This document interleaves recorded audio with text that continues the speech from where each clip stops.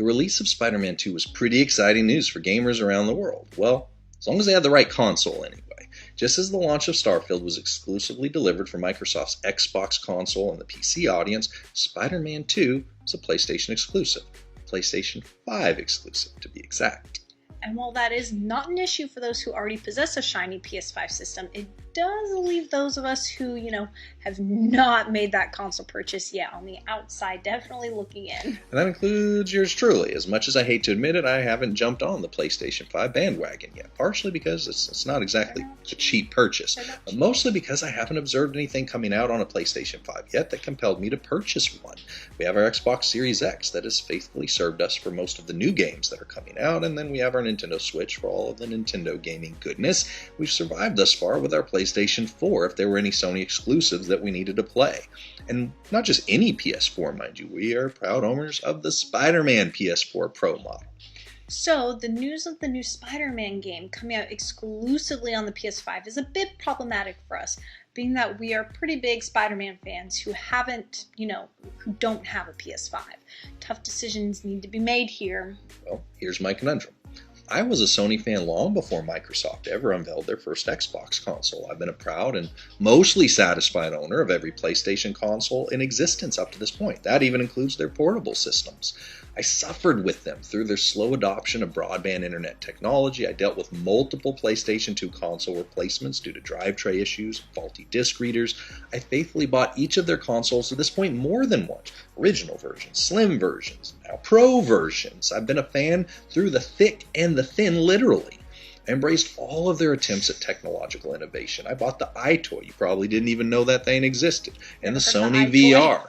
But now, I don't even possess their most recent system. And that Spider-Man PS4 Pro console, it still sits in our entertainment center, but I can't honestly even recollect the last time we powered it on. Over the years, my faithfulness to the Sony console family has slowly started to dwindle as I felt my heart turn towards their competitors. And while I still retain a nostalgic appreciation for what Sony and their gaming legacy has meant to me over the years, I find myself exclusively spending time with my Xbox and Switch now. But since that beautiful looking Spider-Man 2 game isn't coming out anywhere near either, of those two consoles, we have to make a decision. If we want to play the game and experience it for ourselves, we will have to restore a relationship with Sony, make the investment, and pick up a PS5 console. It isn't a punishment, it is simply a prerogative for participation. Dealing with prerequisites, like my Spider-Man PlayStation 5 predicament, is a problem I find all too often in my spiritual life as well. The scriptures are full of beautiful verses promising us things like, the Lord will grant us the desires of our heart. There's typically a prerequisite to enjoy those benefits, and in a world that frequently pushes the false narrative that we can have what our heart desires without any sacrifice, it's easy for that same thought process to seep its way into our relationship with the Lord. I really wanted to make a joke there with the whole desires of our heart and be like, will it give us a PS5 Pro, maybe? No.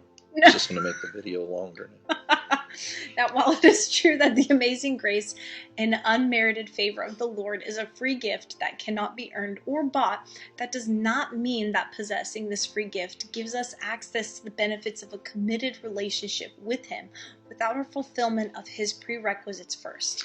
While our access to His throne of grace has been fully and freely purchased through Christ's sacrifice, receiving the answers to our prayers in the time frame or the manner that we would prefer is not as simple as just raising our voice to heaven and waiting for the Lord to send us what we desire through DoorDash. As a matter of fact, as countless saints have found through the years, the Lord's responses can often come later than we had hoped, differently than we had hoped, or answered with an undesired no or not yet.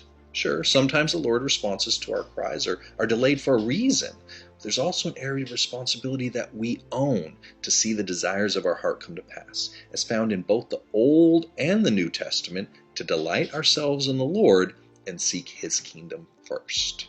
Not because following the Lord is merely a pathway to getting what we want, but because a relationship with Him is our heart's desire. As a matter of fact, it is more than just good advice for seeing answers to our prayers.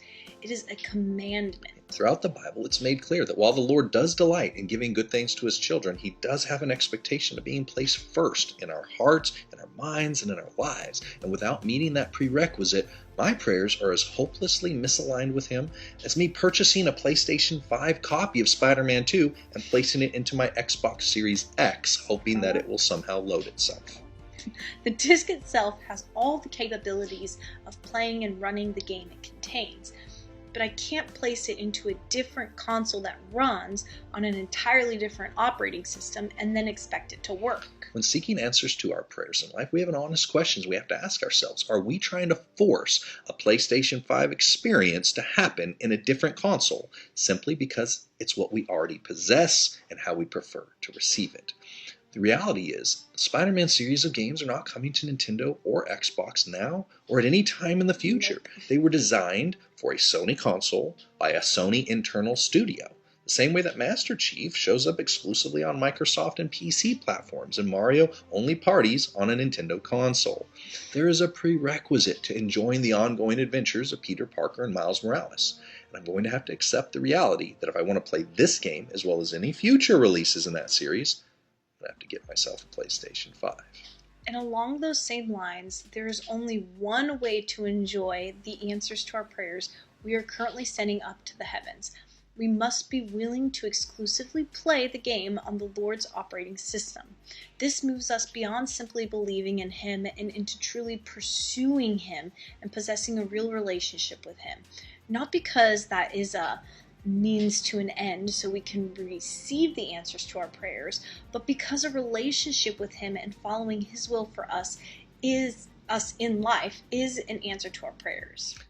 The omniscient Lord, who knows our hearts better than we do, can see into our deepest hidden inner motives, as well as through to the end of our story to ensure that the good gifts that He gives us meets His criteria for good, a standard that's far higher than we can comprehend on this side of eternity. The Lord isn't preventing us from having good things when He doesn't immediately snap His fingers and give us the answers to our prayer. He is simply following His promise to exclusively reward those who diligently seek Him. And He isn't punishing those who haven't chosen to pursue Him by ignoring their cries for help. He's allowing those desires and needs to bring them to the place of realizing their need for a Savior and coming to Him so they can have the best things, instead of simply settling for poor material substitutes of no eternal value.